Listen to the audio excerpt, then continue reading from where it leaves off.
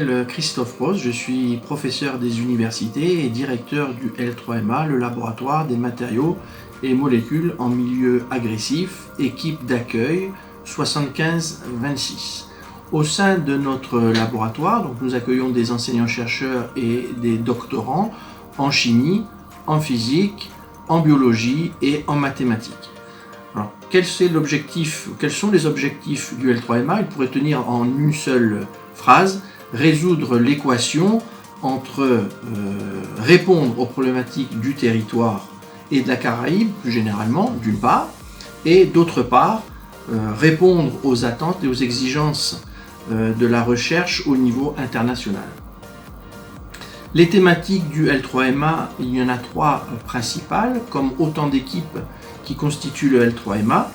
La première se situe au niveau de la dégradation des matériaux en ambiance tropicale et surtout des solutions écologiques que pourra apporter via les molécules d'intérêt que l'on retrouve sur le territoire de la Martinique. Le deuxième axe, c'est sur les bioénergies avec une approche particulièrement originale de production d'énergie via les micro-organismes ainsi que les traitements des sols pollués. Enfin, la dernière thématique concerne la modélisation par une approche préventive et prédictive des phénomènes physico-chimiques et biologiques qui concernent, l'arc antillais. Nous sommes un laboratoire qui se veut international et à ce titre, nous accueillons des chercheurs et enseignants-chercheurs de plusieurs nationalités. Je m'appelle Paul Salvin, je suis maîtresse de conférences en chimie des matériaux et je suis la directrice adjointe du L3MA. Depuis plusieurs années maintenant, nous accueillons des étudiants qui viennent des Antilles et d'ailleurs, avec des profils variés qui vont de la licence au doctorat. Donc actuellement, le laboratoire participe à divers projets de recherche qui sont financés principalement par la collectivité territoriale de Martinique, par l'Agence nationale de la recherche et par l'Europe.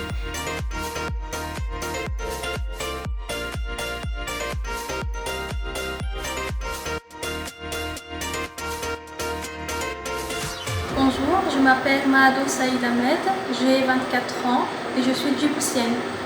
Je suis doctorante au L3MA en première année dans l'équipe corrosion atmosphérique et inhibiteur de corrosion.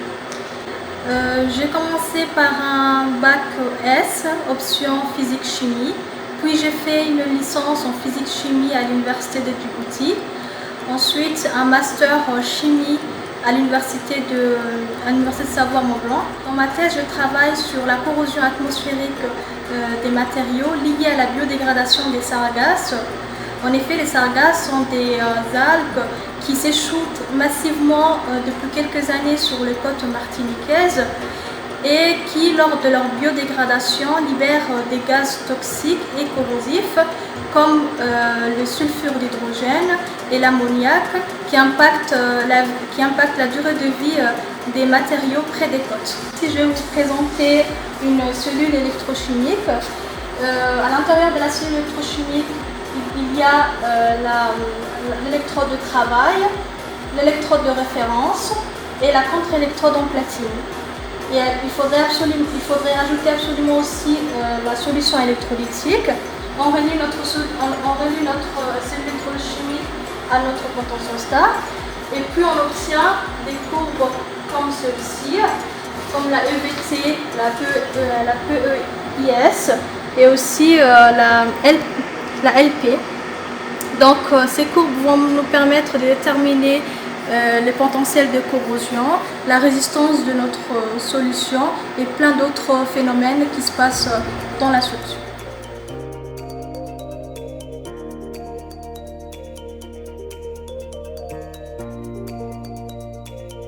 Bonjour, je suis Diana Bekufé, j'ai 25 ans. Je suis doctorante au L3MA et ma discipline de recherche c'est la biocorrosion. J'ai effectué un baccalauréat scientifique parcours sciences de la vie de la Terre, puis j'ai intégré l'Université des Antilles en Guadeloupe. J'ai fait mes 2 années de licence de biologie. Ensuite, j'ai fait ma 3e année de licence de biologie à Caen, ainsi que mon master sciences de la mer, exploitation des ressources vivantes côtières. Ma thèse a comme sujet l'impact des écosystèmes bactériens associés au râteau de sargasse séchant sur les côtes de la Martinique, sur les matériaux de structure et notamment sur matériaux qui composent en fait les structures métalliques qu'on trouve en fait un peu partout. Mon expérimentation principale sera de poser en fait une structure telle que celle-ci, composée de plaques de métal dans une zone qui est fortement touchée par des sargasses par exemple.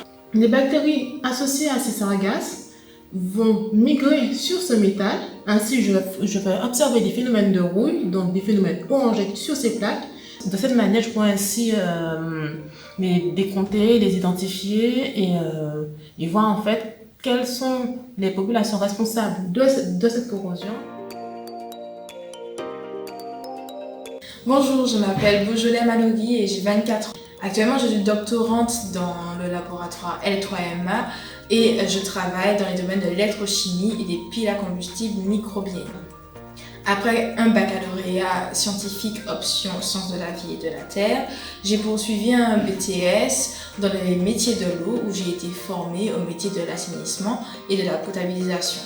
Ensuite, j'ai fait une licence professionnelle dans les mêmes domaines et j'ai terminé mon cursus universitaire avec un master dans le domaine de l'écologie, de l'écotoxicologie et de l'environnement, dans lequel j'ai été formée à la protection de l'environnement et en particulièrement des milieux aquatiques. Je travaille pour pouvoir concevoir un dispositif qui pourrait permettre, grâce à l'activité microbienne, de dégrader le chlordécone.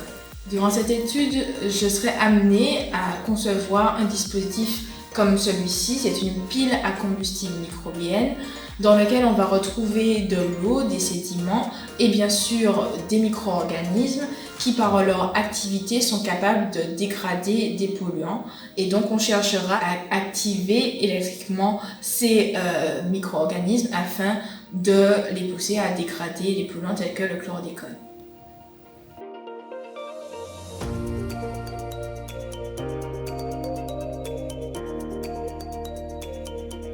René Dorville, chef de l'équipe Interaction en dynamique des biomasses des populations. Alors, cette équipe est principalement une équipe composée de mathématiciens qui élaborent des modèles pour pouvoir estimer la biomasse qui arrive sur les côtes de la Martinique. Alors, l'intérêt de ce programme de recherche, justement, de cette recherche, est que pour que les décideurs publics puissent savoir les actions à faire au niveau du ramassage, et notamment pour éviter les nuisances des populations, il faut qu'ils aient l'idée du lieu et du moment auquel arrivent tous ces bancs de sargasses sur les côtes de Martinique. Donc, un modèle mathématique, c'est un modèle de prévision qui nous permet à un instant T de savoir quand est-ce qu'on aura les sargasses sur le côte de Martinique. Alors, une hypothèse forte que nous avons, et d'ailleurs qui fait l'objet d'une thèse, c'est d'expliquer en quoi toutes les dépressions pendant la période cyclonique contribuent également à nous amener sur nos côtes des bancs de sargasses. Vous avez peut-être remarqué qu'à chaque dépression ou de période de cyclone qui passe sur l'Atlantique, vous avez remarqué, comme par hasard, nous retrouvons des sargasses sous les côtes de la Martinique qui, d'habitude, n'étaient pas inondées par ces bancs de sargasses, notamment toute la côte Caraïbe. Donc c'est l'objet d'une thèse. Donc nous espérons d'ici 2-3 ans proposer à la population un modèle clair afin d'estimer les prévisions de façon le plus précise que possible. Donc voilà pour la présentation. Si vous souhaitez venir nous rencontrer, le laboratoire L3MA se trouve sur le campus universitaire de Schœlcher de l'Université des Antilles en Martinique. À bientôt.